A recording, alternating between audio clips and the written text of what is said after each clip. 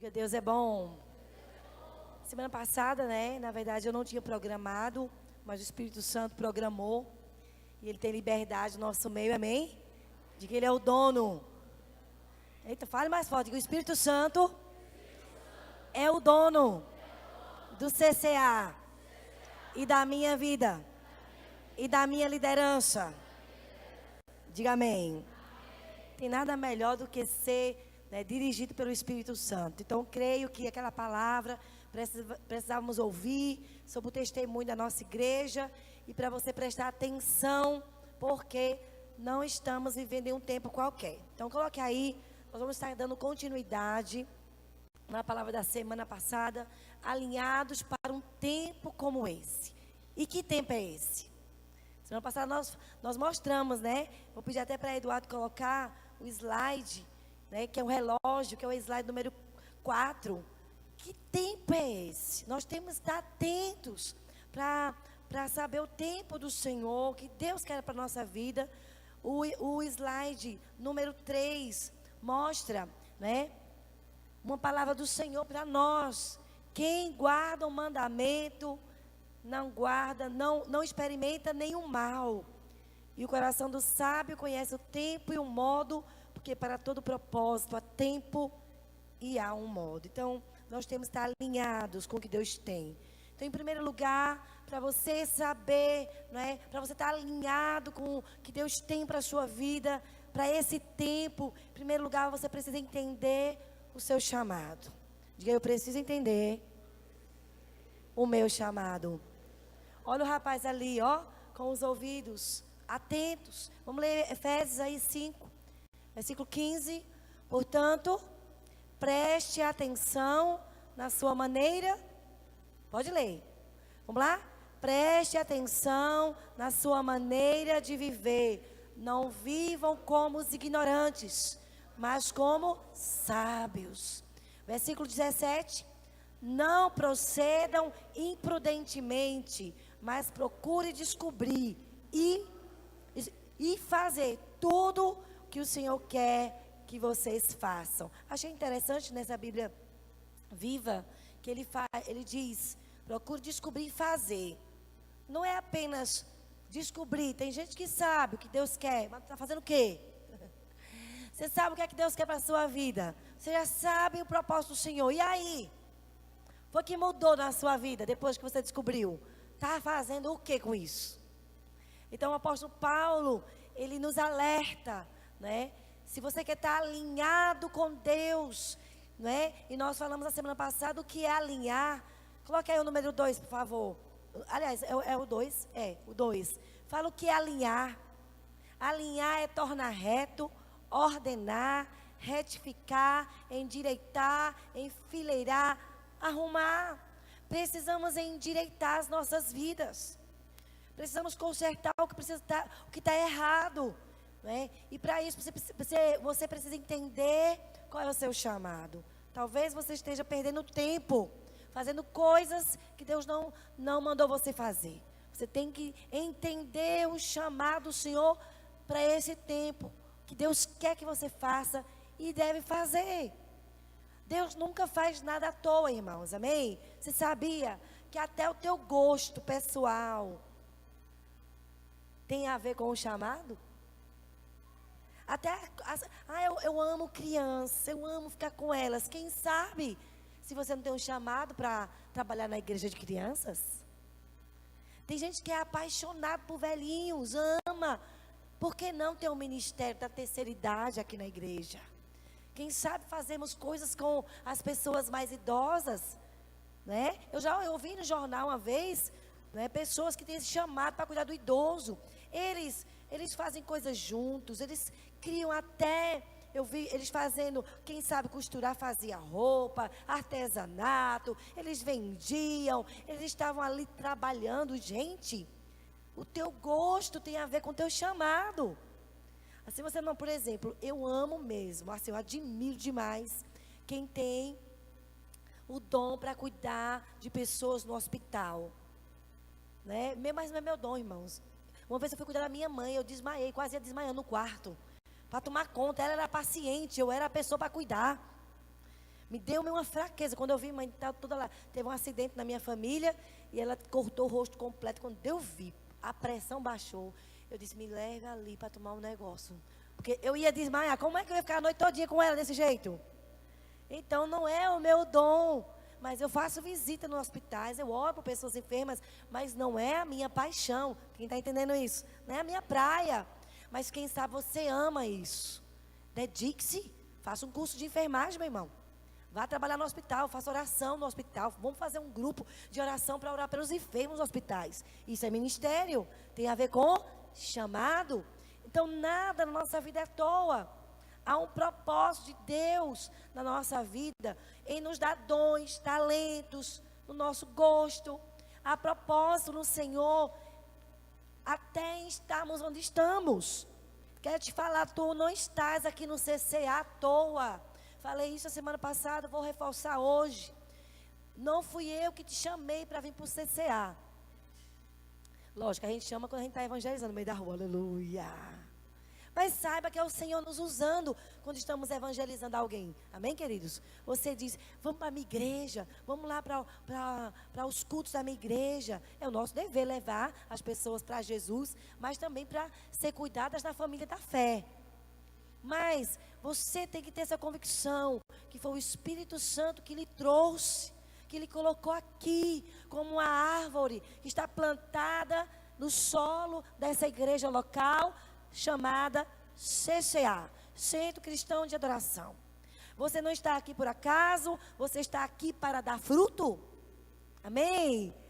Dar fruto, cuidando de vidas, amando pessoas, visitando, orando, fazendo alguma coisa.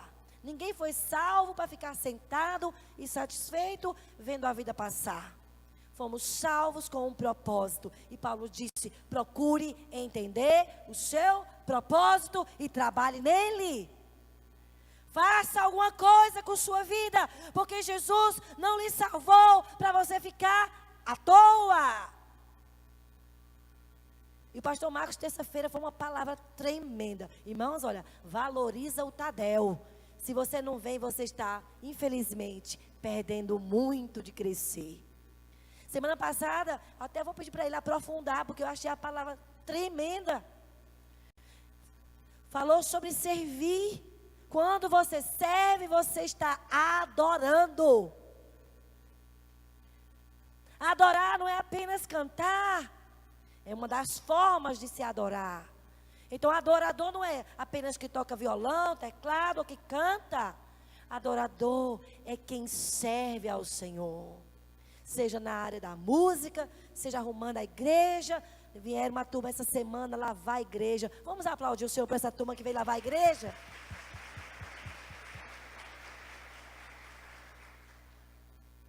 Eles estavam adorando aqui, ó, com a vassoura.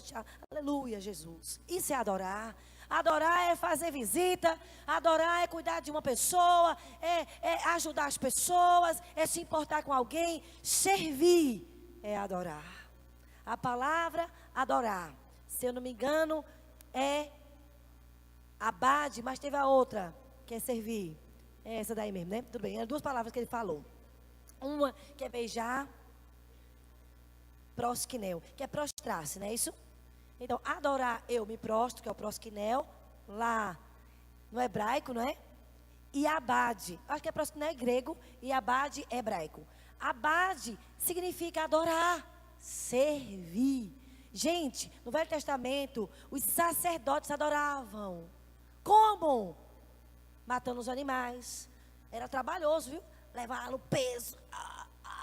Hoje não precisa mais de sacrifício de animais. Mas eles carregavam peso, eles tinham que sacrificar, eles tinham que levar para o altar, que era um lugar alto. Havia muito trabalho. E esse trabalho dos sacerdotes se chamava adoração.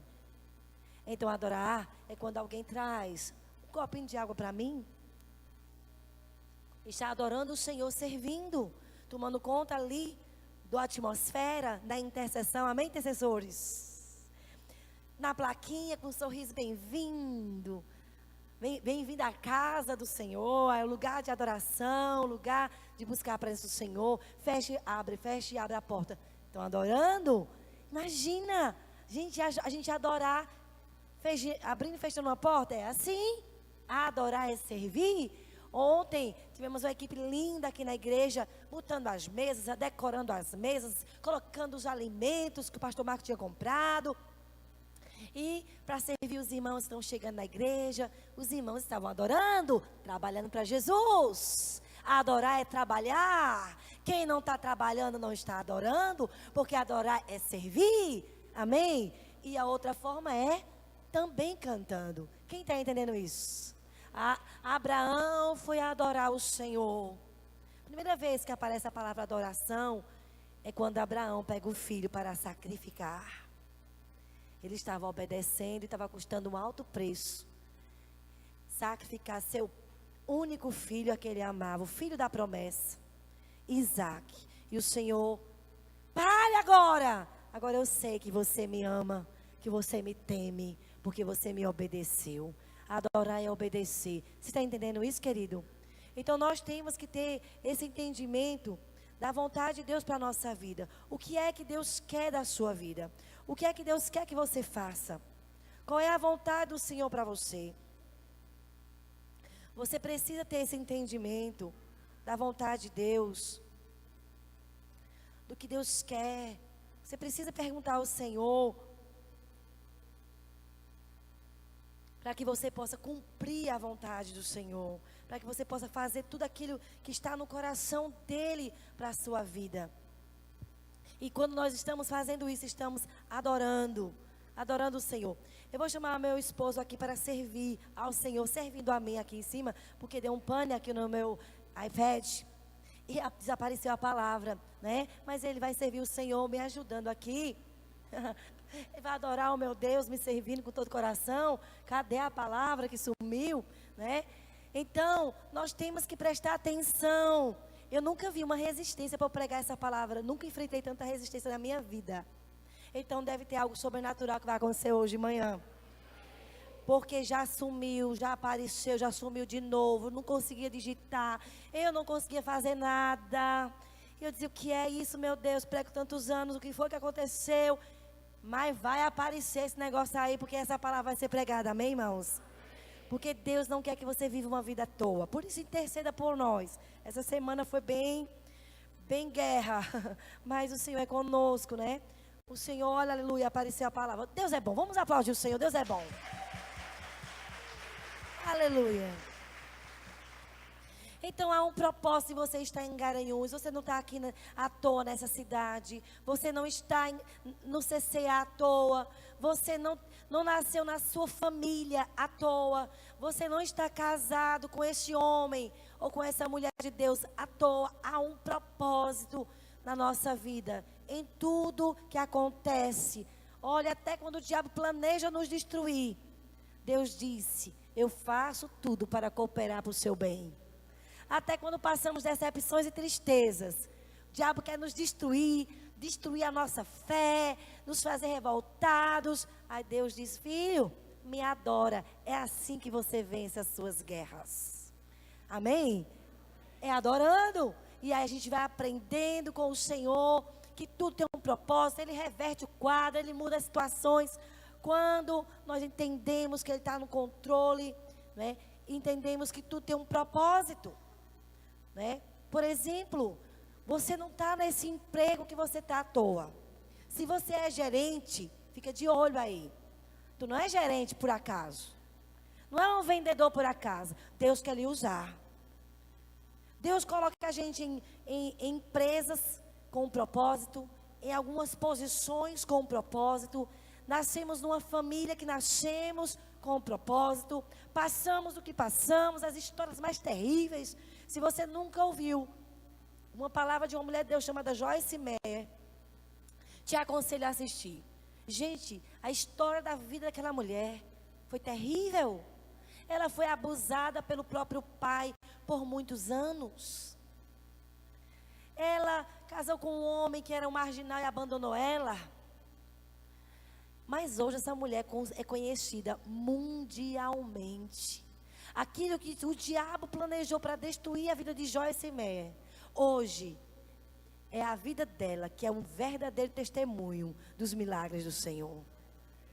Então Deus, Ele é um Deus que usa situações as mais difíceis para cooperar com o nosso chamado. Se você tiver com os ouvidos abertos, aprendendo nas diversas situações, sem se revoltar, que tu queres me ensinar com isso, como eu posso amadurecer com isso, como eu posso ser transformado com isso. Esther, por exemplo, foi colocada em posição de rainha.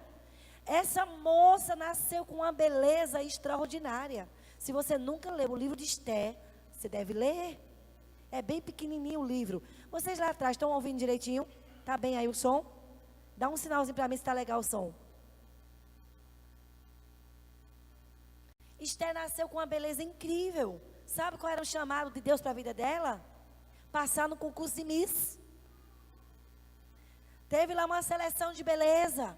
Levaram Esther, judia, que estava ali como pessoas que foram levadas cativas, como prisioneiros, como escravos ali para aquela cidade Suzã.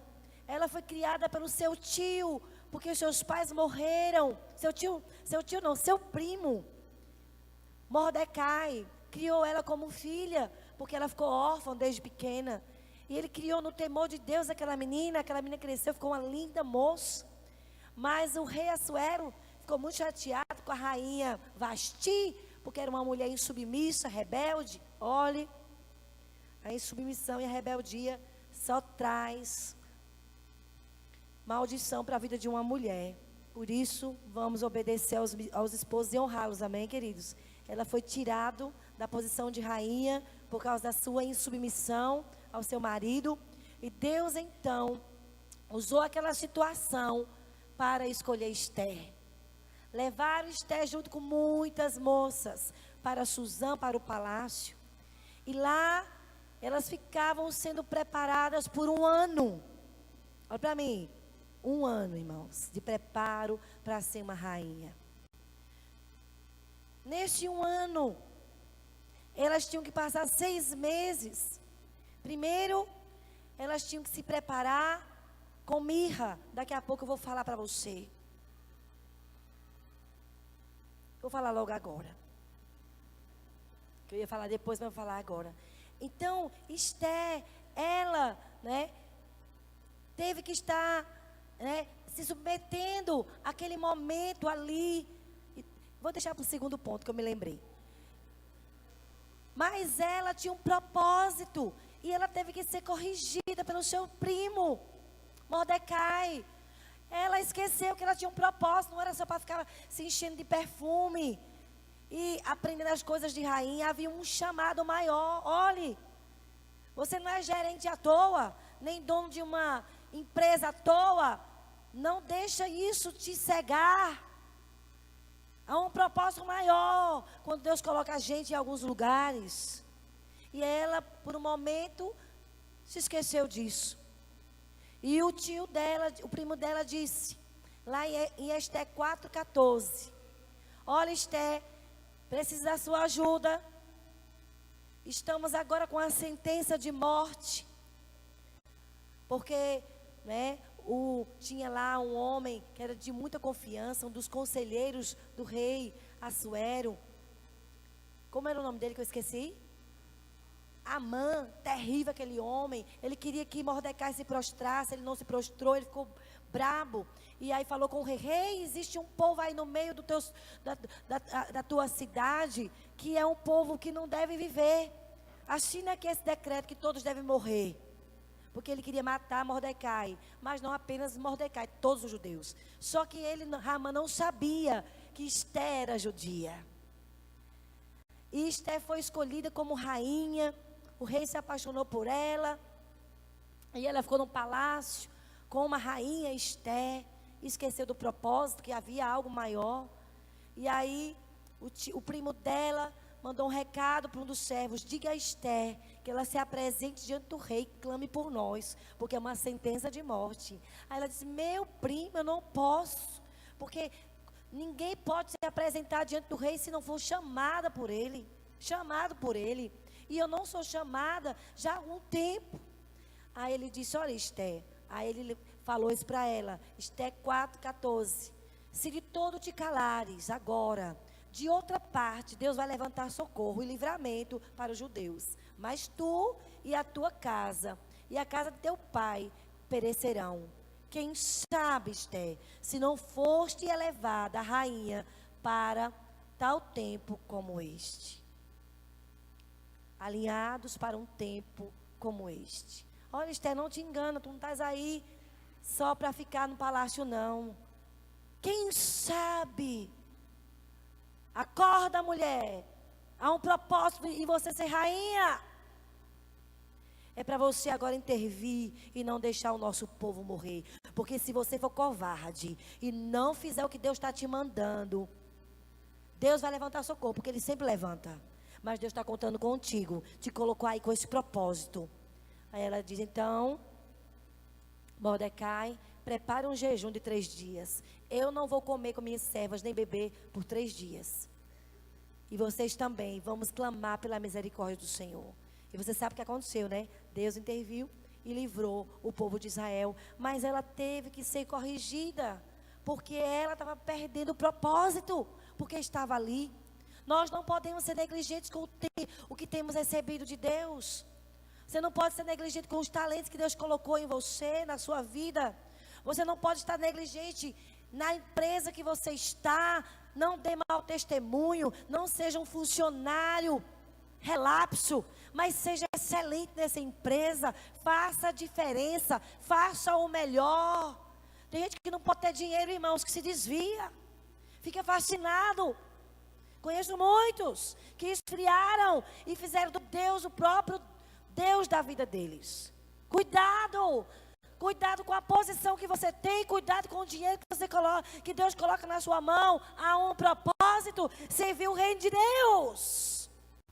Se você não é dizimista, você está pecando contra o Senhor. Porque dízimo não é minha, não é meu e de Marcos, é do Senhor.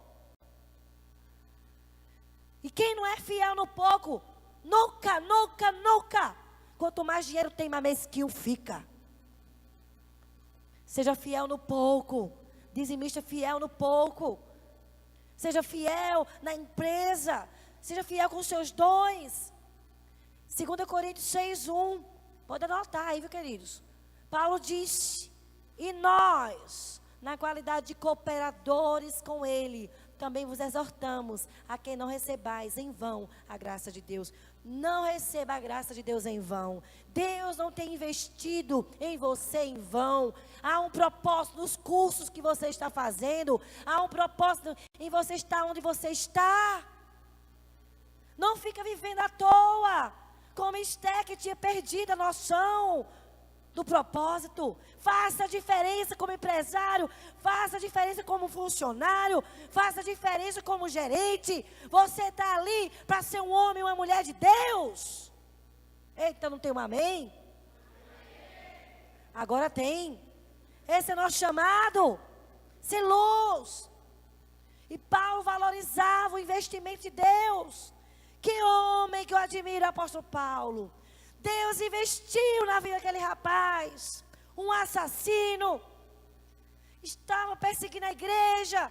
Mas meio-dia, ele indo na estrada de Damasco, ele teve a visão de Jesus. Jesus apareceu para ele. Jesus não aparece para uma pessoa à toa. Ninguém tem experiência com Deus à toa. Há um propósito em Deus te levar mais fundo. Enche-me de ti, Deus. Para quê? Para quê? Há um propósito em tudo que Deus faz conosco.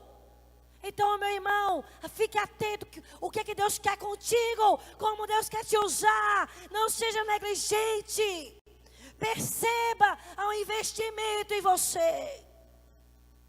Deus não dá nada a nós à toa. Há um chamado e um propósito. E esse jejum é para você acordar. Alguns estão perdendo a alegria de servir a Deus. E o Senhor quer sacudir você. Ei, se você morrer hoje de um infarto, qualquer pessoa pode morrer hoje. Ou você acha que você tem, quem sabe se não vai morrer hoje? Quem tem certeza que não morre hoje? Me diga aí uma pessoa que não tem certeza. Hoje eu não morro. Ninguém pode afirmar isso. O que é que você vai dizer ao Senhor?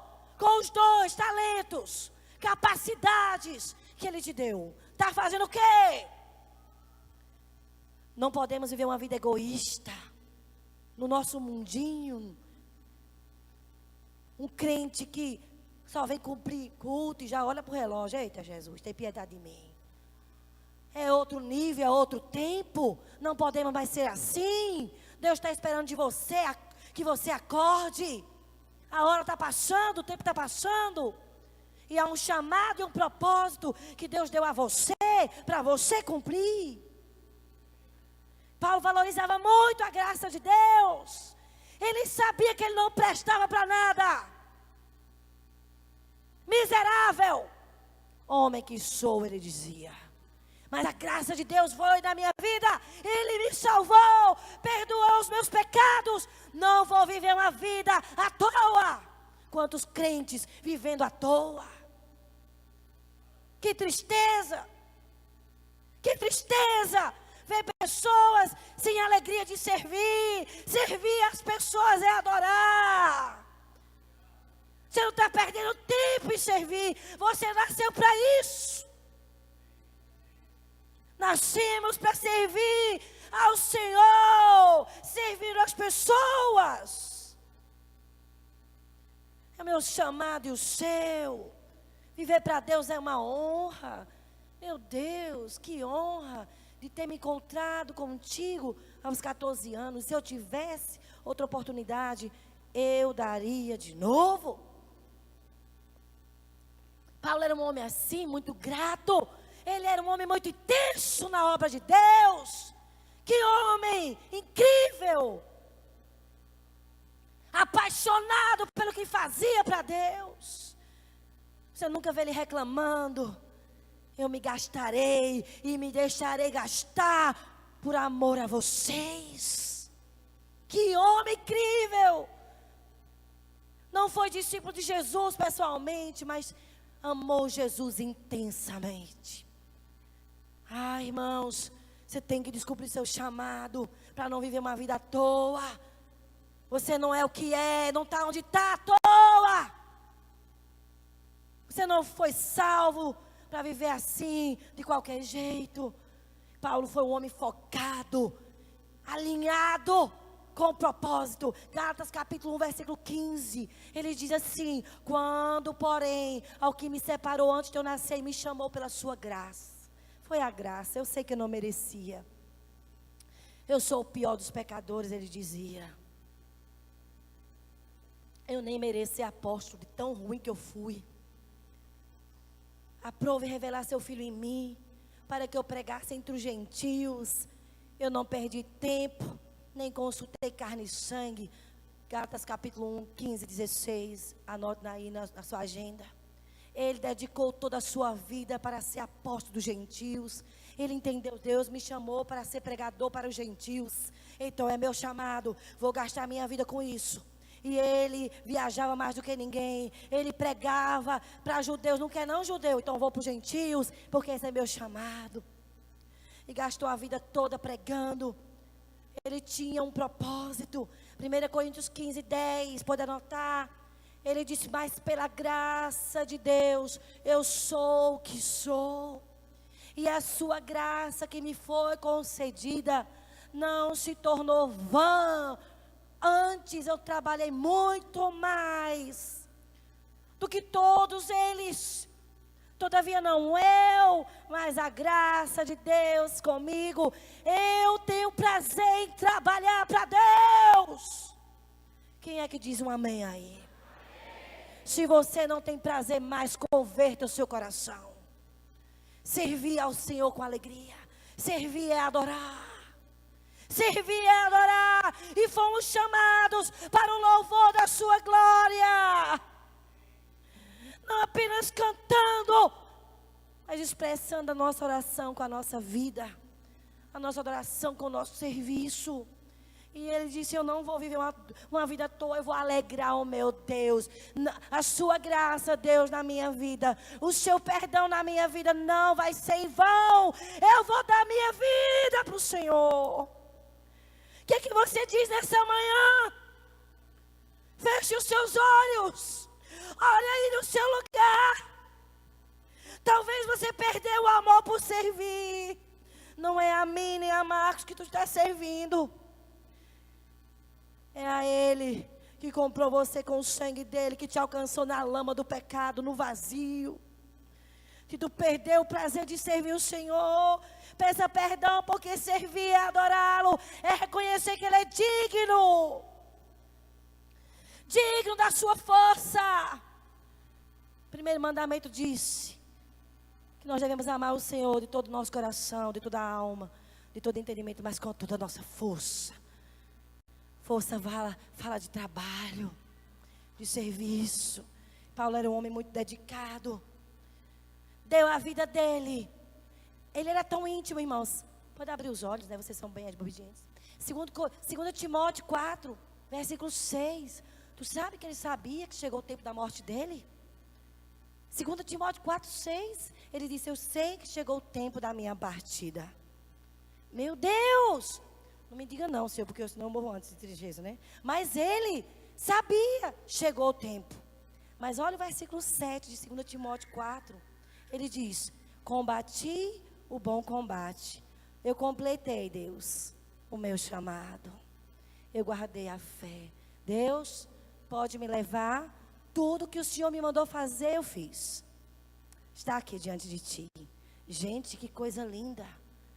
A minha pergunta é, se tu morrer agora, fizeste tudo o que era para você fazer? Paulo disse, eu combati, eu lutei as tuas guerras, dei minha vida para as pessoas, sofri, chorei, eu fui apedrejado, passei alguns momentos de escassez, solidão. Senhor, mas eu não parei de trabalhar para ti. Eu cumpri o meu chamado. Ei, e você? Por que não está trabalhando? Está fazendo o quê com a sua vida? Está fazendo o quê com o seu tempo? Está se sacrificando por amor a quem? Temos que ter uma causa para viver e uma causa para morrer. Tem gente que está morrendo pela política. Olha, eu vou te falar uma coisa. Tem gente que se intriga, que briga, que vergonha. Nós temos que dar nossa vida por amor a Cristo. É por Ele que nós devemos viver e morrer. Paulo disse, quer vivamos ou morramos, somos do Senhor. Uma causa para viver e uma causa para morrer. Por quem você tem vivido? Está fazendo o que com a sua vida? Se a sua causa é ganhar dinheiro, sinto muito. Tu vai só com a roupa do corpo. Quando morrer, ainda deixa na terra, que nem com isso tu vai. Tudo passa. Mas o que você faz por amor à obra de Deus, a vidas, momento de jejum. Jejum também é servir a Deus. Pastor Marcos leu aqui terça-feira. Atos 13, 1 diz que os irmãos estavam servindo com jejum e com oração. Orar não é perder tempo, é servir a Deus. E nada acontece na terra se não for alguém orando. Porque oração para Deus é trabalhar. Enquanto eu oro, Ele trabalha. Porque ninguém pode mudar a vida de ninguém, só Deus pode. Então minha função é orar pelas pessoas. E Paulo não perdeu tempo. Ele combateu com o bom combate. E ele dizia, olha, eu tenho convicção que se eu morrer, eu vou ter que prestar contas ao meu Deus. Romanos 14, 12 diz, assim cada um de nós prestará contas de si mesmo a Deus. Romanos 14, 10 diz, pois todos compareceremos diante do tribunal de Deus. Não se enganem, olha para mim. Você vai prestar contas de cada dia que você está vivendo só para você. Não fomos chamados para viver uma vida egoísta. Fomos chamados para viver uma vida altruísta. nos doando pelas pessoas. Não é um favor que você faz a mim, é um favor que você faz a você. Porque você vai prestar contas a Deus da forma como você está vivendo como cristão. Não fomos chamados para viver à toa. Quem está entendendo, diga amém. Se você quer viver alinhado com o tempo de Deus, segunda coisa, você precisa se preparar para o seu chamado. Não é apenas conhecer o chamado, mas se preparar para ele. Lucas 12, 47. Vamos ler juntos. Aquele servo que soube. Vamos ler juntos, irmão. Aquele servo que soube a vontade do seu Senhor e não se preparou, nem fez conforme a sua vontade, será castigado com muitos açoites. Quem sabe a vontade de Deus e não está se preparando, vai ter que ser disciplinado pelo Senhor, corrigido. Servo mau e negligente. Quem quer ouvir essa frase de Jesus? Diga: Deus me livre. Nós desejamos que Ele nos diga: servo bom e fiel.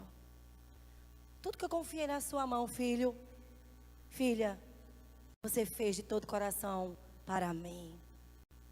Servindo as pessoas, mas foi para mim. Servo bom e fiel. Nós temos que nos preparar.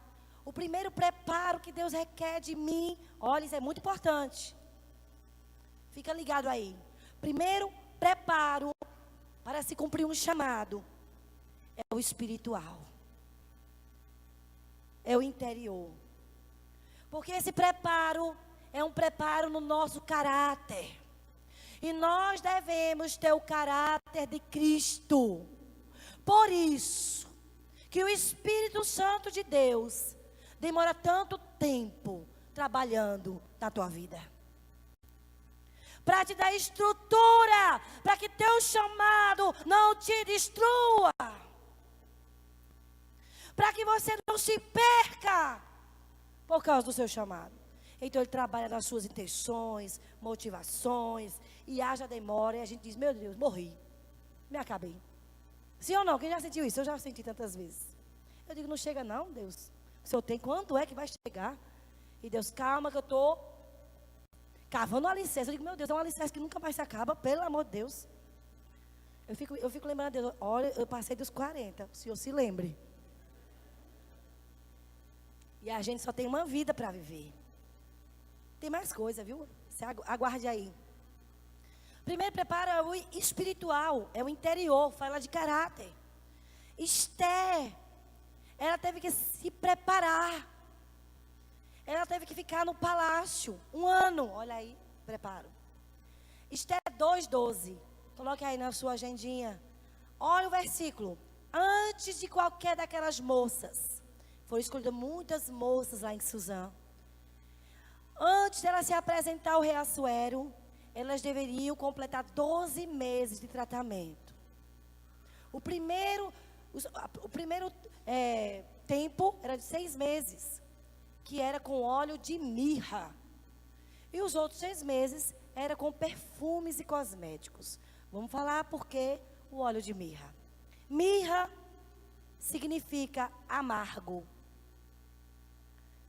A mirra era um azeite que era usado para ungir cadáveres antes do sepultamento. Você lembra que ungiram Jesus? Mirra. A mirra também servia para doenças, para curar. Era um óleo medicinal. Mas eu vou falar sobre esse aspecto de como ela era usada. Ela era usada para ungir cadáveres. Isso tipifica morte. Ou seja, Esther, antes de ser apresentada ao rei, precisou morrer. Ela precisou ser tratada com a velha natureza dela, com a criação que ela teve. Ela teve que passar pelo processo de quebrantamento. Ela teve que aprender novas coisas e abrir mão das velhas. Ela teve que abrir mão dos direitos dela. Ela teve que abrir mão de velhos hábitos. Ela precisou aprender novas posturas. Ela teve que passar pelo processo de desaprender, de deixar o que não presta, para aprender o que é certo, o que agrada ao rei. Ela teve que aprender como ser uma rainha, como ter posturas de uma rainha, como sentar como uma rainha, como comer como uma rainha, como andar como rainha, como falar como rainha. Ela era uma plebeia. Ela teve uma educação que ela teve que se desfazer para aprender a ser a rainha que agrada ao rei. Sabe, irmãos, esse processo, todos nós precisamos passar, de desaprender ruindades, coisas que não agradam ao rei. Nós temos que abrir mão na nossa vida, passar por esse processo de quebrantamento, de morte. Efésios 4, versículo 1, o apóstolo Paulo diz: viva de modo digno do seu chamado. Nós não devemos viver de qualquer jeito. Qual é o seu chamado? Honre o Senhor com o seu chamado. Não seja uma vergonha com as suas posturas. Tem que haver quebrantamento. O reino de Deus tem o padrão dele. Deus tem um padrão de comportamento que Ele quer que eu e você, a gente tenha. Deus tem valores que Ele quer que nós tenhamos. Precisamos abrir mão dos nossos direitos como crentes, como filhos de Deus, como muitas vezes somos trabalhosos, orgulhosos, duros de coração. Temos que passar pelo quebrantamento. Vai colocando mirra na minha vida, meu Deus. Tem misericórdia de mim. Temos que abrir mão da nossa carne, das nossas ruindades, sentimentos de inveja, de egoísmo, de ciúme, ira descontrolada, rebeldia, insubmissão, falsidade. Tudo que não agrada ao Senhor, precisamos abrir mão disso. Quem está entendendo, diga amém. Precisamos passar pelo tratamento da mirra, para poder cumprir o nosso chamado, agradar o rei. Depois que ela passou por esse processo, não, Esther, não é assim que se senta, não é assim que se come, não é assim que anda, não é assim que fala. Não foi fácil o processo de abrir mão do eu. Que é um chamado, negue-se a si mesmo. Morra. Vá para a cruz. Então siga-me. Situações que vêm para a nossa vida é para nos quebrantar. Porque muitas vezes não estamos correspondendo àquilo que o rei quer da nossa vida. Quem está entendendo isso? Tem coisas que não agradam ao rei. Tem posturas minhas que não agradam ao rei. Então eu tenho que ser corrigida. E às vezes passo vergonha. Mas eu sei que é necessário. Porque esse comportamento não é de uma rainha. Não é de uma filha de um rei, uma princesa. Nem de um príncipe de Deus. Quebrantamento. Se prepare.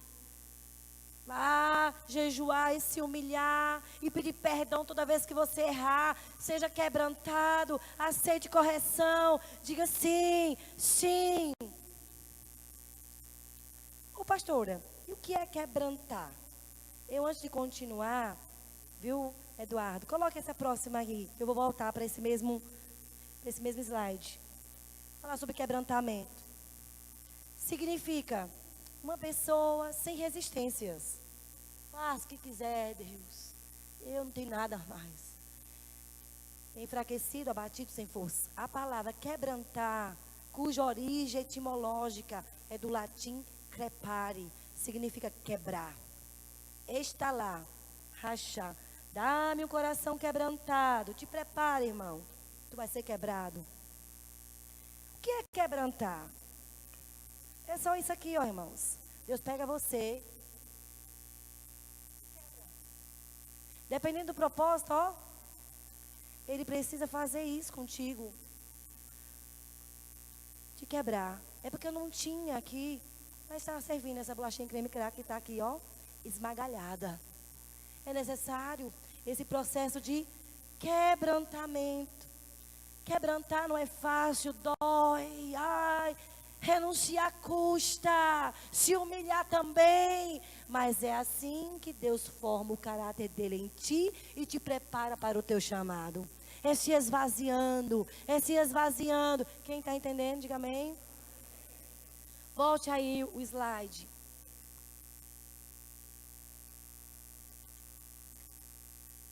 Então, ela teve que passar por esse processo. E você precisa passar também. Se você quiser ser o homem que está no coração de Deus e a mulher que está no coração de Deus, você precisa Deus confrontar você com a sua ruindade. Não podemos nem devemos fugir disso. É aceitar as correções, sim, Deus. As disciplinas, porque Deus disciplina o filho que ama, corrige. E ela foi aprovada. Estava lá, quebrada mesmo. Para me lembrar, Jesus, me ajude. E a Bíblia diz, lá em Gálatas 5,16.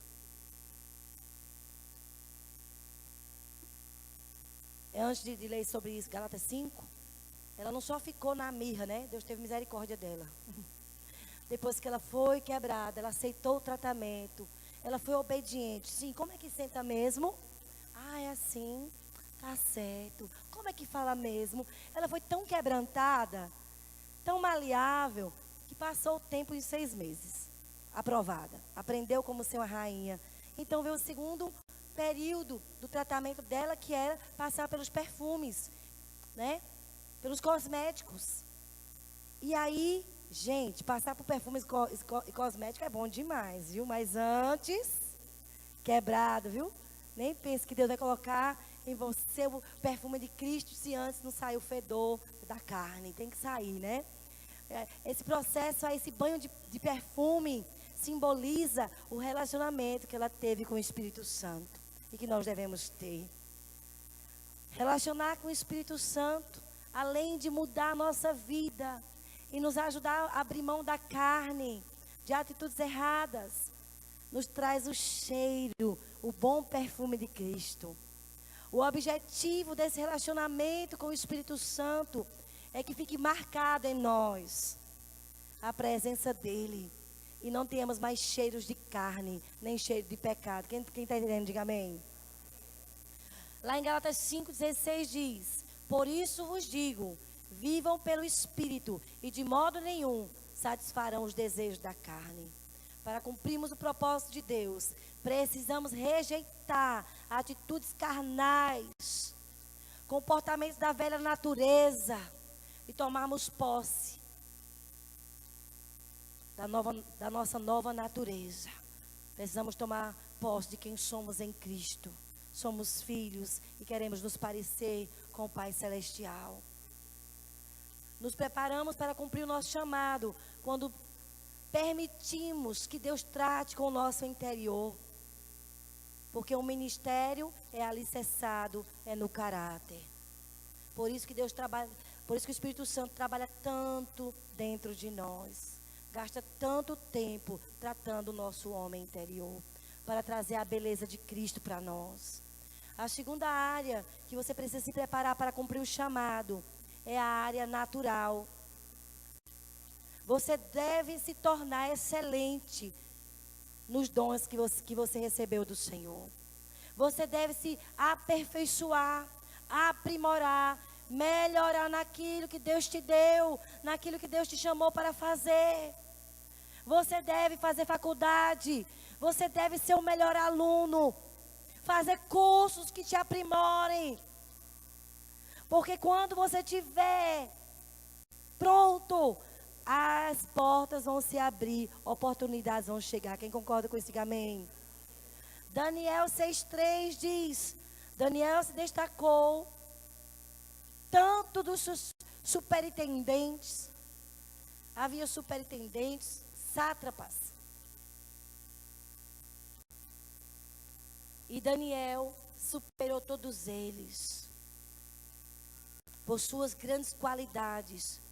O rei planejou fazer Daniel o governador de todo o império. Havia em Daniel um espírito excelente. Fale comigo, espírito excelente. Queridos, você não pode ser uma pessoa medíocre. Ah, se eu tirar 5 eu passo. Eu vou tirar 5. Tenha vergonha, meu irmão. Tire 10. Seja o primeiro da sua sala de aula.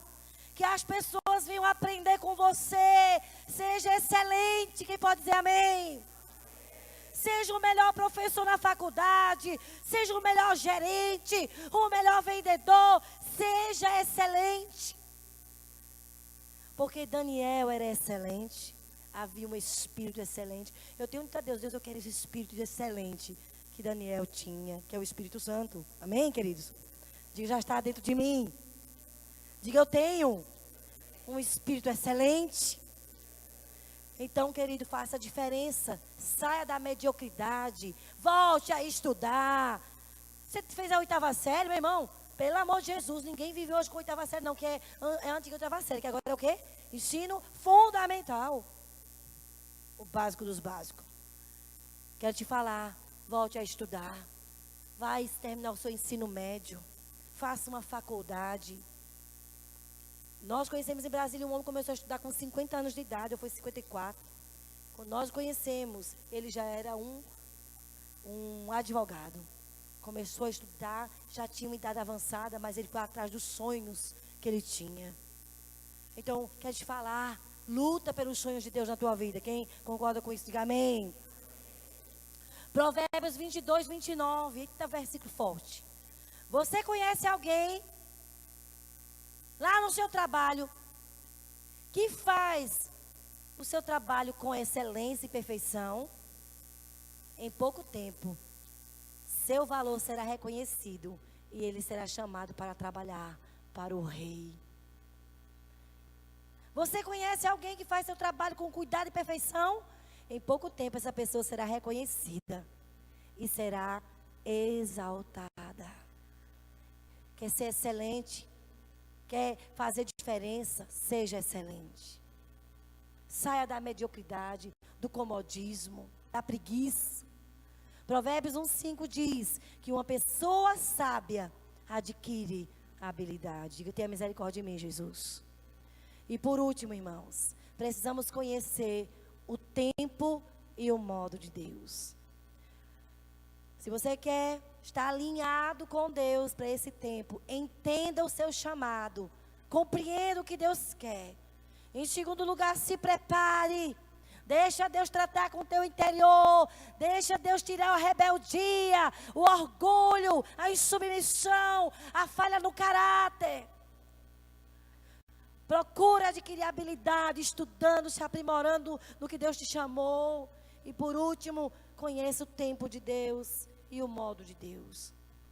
Eclesiastes 8 diz, versículo 5, quem guarda o mandamento, isso é guardar a palavra, irmãos, não experimenta nenhum mal.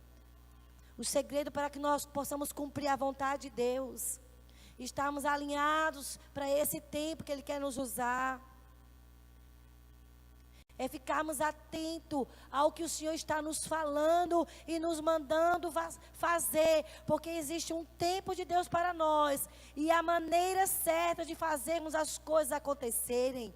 Preste atenção no tempo e pergunte a Ele, de que maneira eu devo trabalhar, eu devo agir. Há um tempo e há uma maneira, não é da tua maneira, é da maneira de Deus. Porque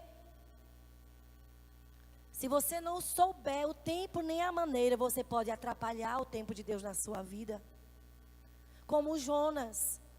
Gente, Jonas capítulo 1, versículo 1 e versículo 2, diz: a palavra do Senhor veio a Jonas, filho de Amitai, com esta ordem: vá depressa à grande cidade de Nínive, e pregue contra ela, porque a sua maldade subiu à minha presença.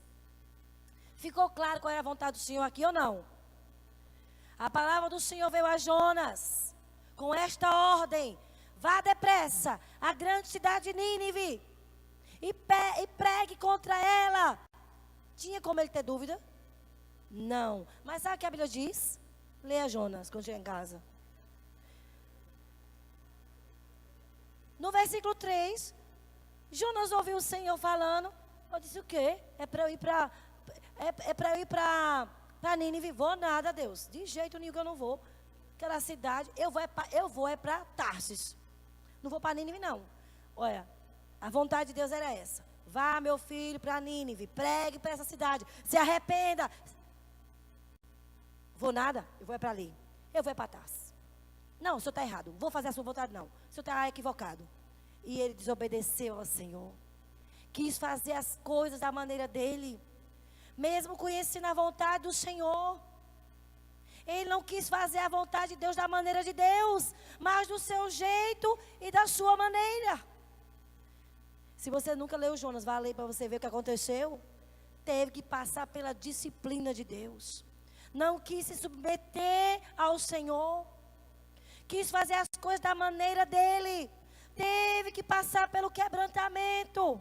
Ser quebrado e tratado. O coração de Jonas teve que ser alinhado. Rapaz, vou te quebrar agora. Olha para mim. Deus disciplina de acordo com a nossa dureza. Eu tinha uma aluna, eu era professora de alfabetização. Gente, aquela menina me impressionava.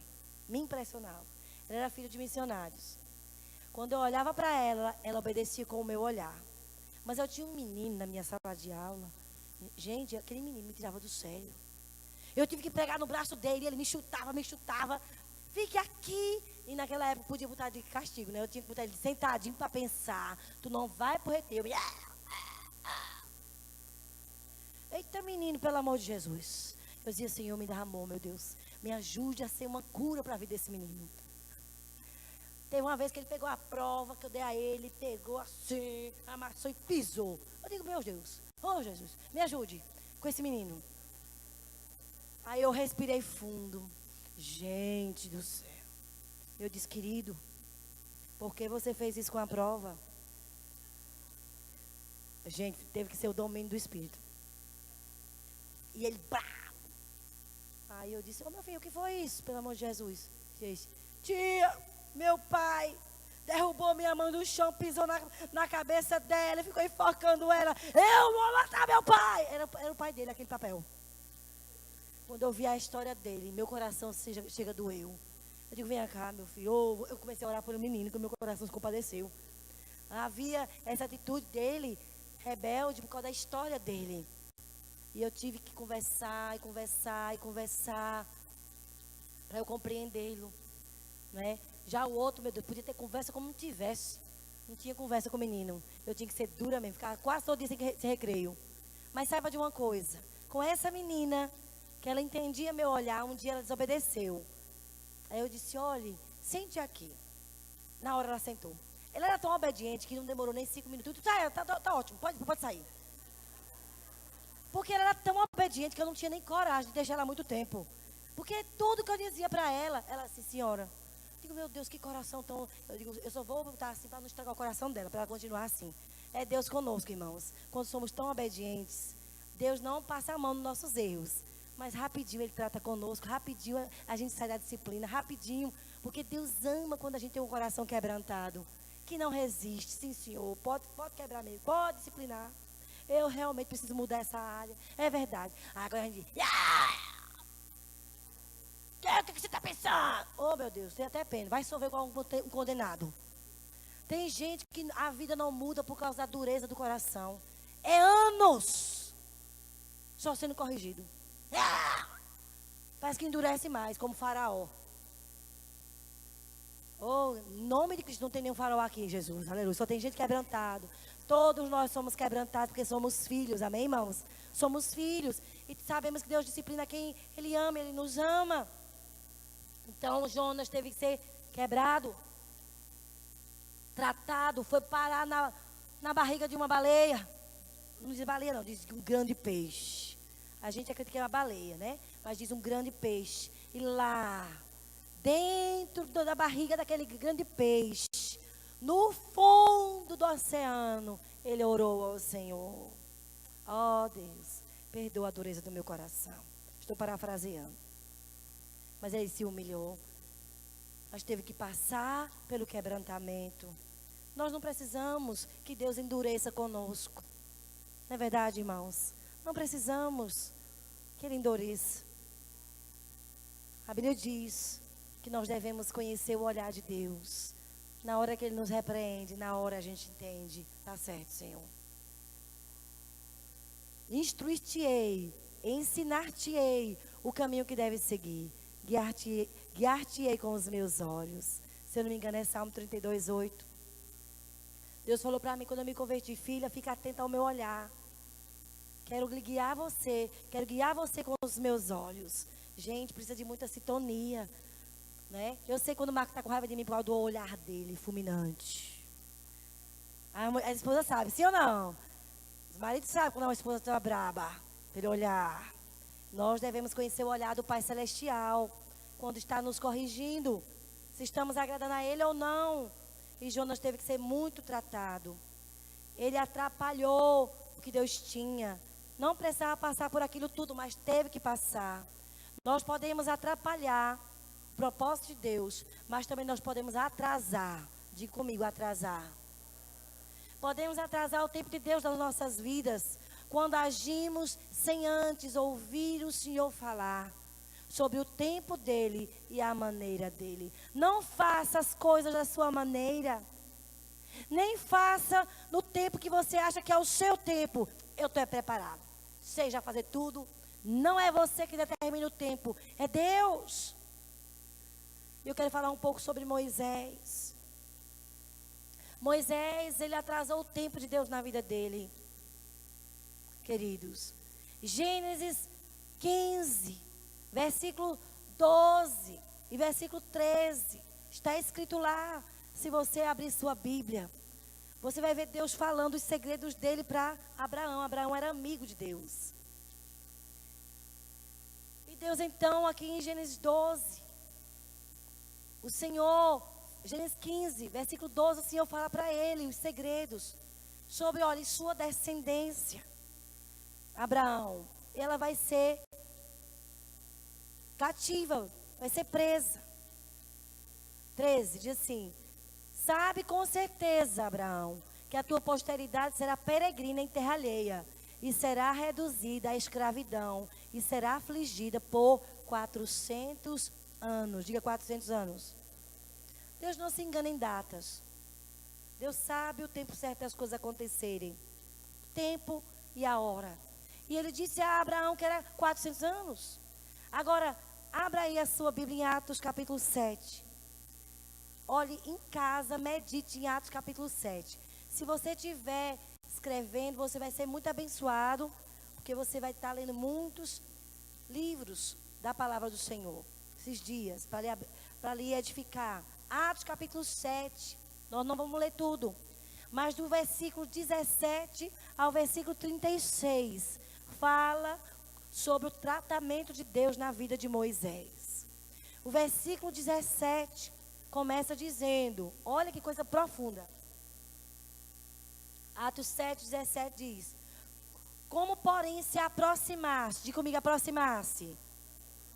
Como porém se aproximasse o tempo da promessa que Deus jurou a Abraão. Estava se aproximando o tempo. Gente, olha para mim. Deus sabe o tempo certo das coisas. Quando estava se aproximando o tempo de quê? Das promessas serem cumpridas. Que Deus jurou a Abraão. O povo cresceu, se multiplicou no Egito, até que se levantou ali outro rei que não conhecia José. Este outro rei tratou com astúcia a nossa raça e torturou os nossos pais. Versículo 20. Por esse tempo, nasceu quem? Moisés. Quando foi que Moisés nasceu? Moisés nasceu quando estava se aproximando o tempo de se cumprir as promessas do Senhor. Ninguém nasce à toa. Você não nasceu no ano errado. Você nasceu no tempo certo do Senhor para um propósito. Que diz amém? Nasceu Moisés no tempo que estava se aproximando o cumprimento das promessas de Deus. Ele era formoso aos olhos de Deus. Por 3 meses foi mantido na casa de seu pai. Quando foi exposto à filha de Faraó, e ela o recolheu e criou como seu filho. E Moisés foi educado em toda a ciência dos egípcios. E era poderoso em palavra e em obras. Quando ele completou 40 anos, diga 40 anos, ele teve uma ideia. Já sei, chegou o tempo de Deus na minha vida. Gente, isso é a pior coisa que você pode fazer. É você achar que chegou o tempo de Deus. Mas para mim, ninguém acha. Se pergunta a Deus. O erro de Moisés, porque ele achou que era a hora. Eu acho que até era. Mas a maneira que ele agiu foi errada. Porque você tem que compreender o tempo e a maneira que Deus quer fazer as coisas. Eu acredito que até era o tempo certo. Mas a Bíblia diz que ele não perguntou sobre a maneira. A Bíblia diz que ele teve entendimento de que ele era. Com certeza a mãe dele criou ele. Você sabe que o faraó deu uma ordem que tinha que matar todos os meninos hebreus. Com medo de nascer, né? O diabo sempre sabe que ele se sente ameaçado por causa das promessas de Deus. E aí, naquele tempo que estavam matando os meninos, nasceu Moisés. O rapaz que Deus escolheu para um tempo como aquele, para ser o libertador. A mãe esconde ele, bota ele no Moisés, naquela caminha, numa caixinha, e bota no rio Nilo. Estava lá a filha de Faraó tomando banho, viu um bebezinho chorando. Quando abriu, que lindo esse bebê, vai ser meu. Tinha uma menina ali, grandinha, disse, princesa, olhe, eu conheço uma mulher que pode criar. Era a mãe dela, é a mãe do menino. Tá certo, então chame a mãe. Ela trouxe a mãe e a princesa pagava o salário para a mãe do menino cuidar do menino. E a mãe cuidou do menino. E ela foi ensinando, filho, você nasceu no tempo desse com um propósito. Deus te deu um chamado. Você vai ser o libertador do nosso povo. Você foi chamado para isso. E ela foi ensinando que ele era o libertador. E ele foi ouvindo e foi aprendendo. Chegou o tempo dele viver no palácio. Ele adquiriu habilidades, aprendeu sobre leis, aprendeu a guerrear. Ele era um príncipe. Um príncipe com entendimento de que ele foi chamado por Deus. Não estava ali à toa. Só que ele esqueceu de perguntar a maneira de Deus. Ele entendeu que era o tempo de Deus. Eu acredito que era mesmo. Mas ele agiu da maneira errada. Deus não mandou ele matar ninguém. Ele viu 2 hebreus brigando. Eu sou o libertador. Por que vocês estão brigando? 2 hebreus não. Era um egípcio contra um hebreu. E a Bíblia diz que ele pensava, versículo 25, que seus irmãos entenderiam que Deus os queria salvar por intermédio dele. Ele sabia o chamado dele, era para ser libertador. Eles, porém, não compreenderam, porque ele viu um homem tratado injustamente, tomou a defesa e vingou o oprimido, matando o egípcio. No outro dia ele estava passando e viu 2 homens brigando, um agredindo o outro. E ele disse, por que vocês estão brigando?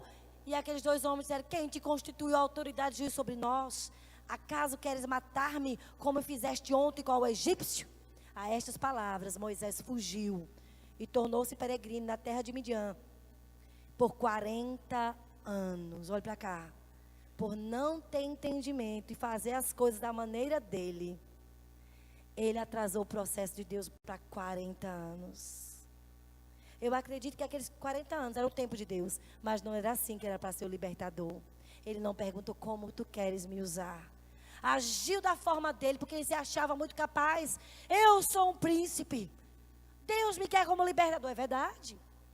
Mas não era assim, Moisés, que Deus queria lhe usar. Ele matou um homem, teve que sair fugitivo para ser tratado por Deus, porque ele se tornou orgulhoso, um homem que confiava nas habilidades. Eu sei fazer muito bem isso. Deus disse: eu não preciso de pessoas que confiem em si mesmas, eu preciso de pessoas quebradas, que confiem em mim. Quem está entendendo, diga amém. E ele teve que ir para lá, ser tratado 40 anos. Foi um tempo de quebrantamento, de purificação do orgulho. Teve que Deus tratar com o coração dele independente. Ele se achava muito capaz, muito preparado, porque afinal de contas, foi educado no palácio de Faraó. Foram necessários mais 40 anos para que ele se tornasse um homem totalmente quebrado, quebrantado, dependente de Deus. E quando os anos passaram, que ele dizia: sabe de uma coisa, como é que Deus vai me usar? Eu já tenho 80, não presto para nada. A Bíblia diz que um dia ele estava andando lá no deserto, tomando conta das ovelhas do sogro, quando ele ouviu uma voz, viu uma sarça queimando. E quando ele foi perto da sarça, era uma árvore, um arbusto. E o queimava, mas não se acabava. Estava lá pegando fogo, mas não era destruído. Que coisa incrível. E ele ouviu uma voz chamando ele pelo nome: Moisés. Meu Deus, como é que pode um homem de 80 anos que não presta para nada? Ele achava que Deus não tinha mais propósito para ele. Deus chama ele pelo nome lá em Êxodo capítulo 3. Ele ouviu a voz: tira a sandália dos pés, tem uma missão para ti, tu és o meu libertador. Como? Gente, o tratamento de Deus para quebrar o orgulho daquele homem foi tão profundo que até gago ele ficou. Eu não posso, não consigo falar em público, não posso. Ele foi tão esmagado por aquele tratamento do Senhor para tirar o orgulho dele, que ele se tornou tão dependente do Senhor que nem falava mais direito. O seu eu foi esmagado. E eu quero terminar dizendo: Deus não precisa de muitas coisas. Ele só precisa de uma pessoa totalmente dependente dele, que não faz nada de si mesmo, mas age como Jesus. João 5,19 diz: Jesus disse: eu afirmo a vocês que o Filho do Homem não pode fazer nada de si mesmo. Ele só faz o que o Pai faz. Porque o que o Pai faz, o Filho também faz. E por causa disso, irmãos, por ele não ouvir o Senhor antes de agir, ele atrasou o tempo do Senhor. A Bíblia diz, lá em Êxodo 12:40, que o povo saiu do Egito no ano 430. Ao invés de ter 400 anos, eles tiveram que ficar mais 30 anos, porque o seu líder atrasou o tempo do Senhor. Atrasou o chamado do Senhor. Deus quer nos usar, mas Ele espera de mim e de você uma obediência irrestrita e uma dependência absoluta. Uma pessoa que diz: sim, Senhor, sem Ti eu não consigo fazer nada. Jesus era um homem tão obediente que com 33 anos, ele cumpriu toda a missão do Pai. Está consumado. Moisés teve que esperar 80 anos para estar preparado. Deus não quer que eu e você, a gente demore tanto, resista tanto. Mas Ele quer de nós o nosso sim, trabalho em minha vida. A minha pergunta é: quanto tempo vai demorar para o seu coração estar preparado? A Bíblia diz em Hebreus 3:13 que o tempo de Deus se chama hoje. Hoje é o tempo de endireitarmos a nossa vida. Vamos ficar em pé, vamos orar nessa hora.